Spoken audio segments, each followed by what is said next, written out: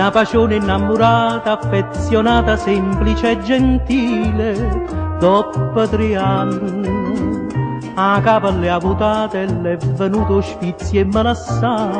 Sto contro tutte femmine, perché sta infamità e una vendetta nera voglio fare. M'ho comprato un mandolino e mi metto fuori al balcone. Quando passa una signorina, io la faccio un accordo in fa. Poi la canta chi sto stornello che è capace tanto seccare. Flippo, flippo, flippo, flippo, fiore di primavera. La donna tiene i peli sopra il cuore ed io non mi pigliasse per mogliere, nemmeno se me l'ordina un dottore. Parola mia d'onore.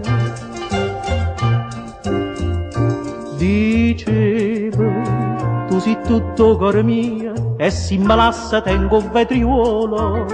Poi mi guardava, mocca peculia, a una 2 mesi aveva mai sposato. Ne che lo giorno 15 mi dice che sta a me, e Osiris non si fa più vedere.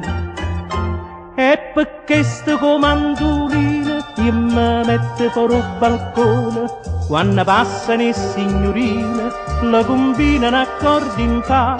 Poi la canta chi sto stornello che è capace di intossicare. Flippo, flippo, flippo, flippo, fiore di primavera.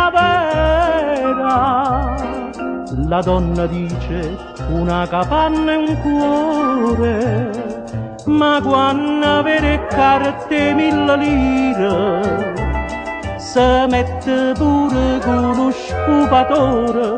Parola mia d'onore. Succede che m'accattano un giornale e trovo scritto Rosa Imperatore oggi si sposa con il tal dei tale, e chi li ho giorni che m'ha già spassato. Faccia una cosa semplice che l'ha da far venire, dice ma che la fai, mo può di chi. Me ne esco con mandolina e me metto sotto portone. Quando arrivano gli sposini io la faccio un accordo in fa. Poi la canta chi sto stornello che è capace di far schiattare. Flippo, flippo, flippo, flippo, fiore di primavera. Chi sta in un matrimonio per amore, ma tu mio caro sposo sta sicuro che a San Martino vai a Fopriore. Parola mia d'onore, parola mia d'onore.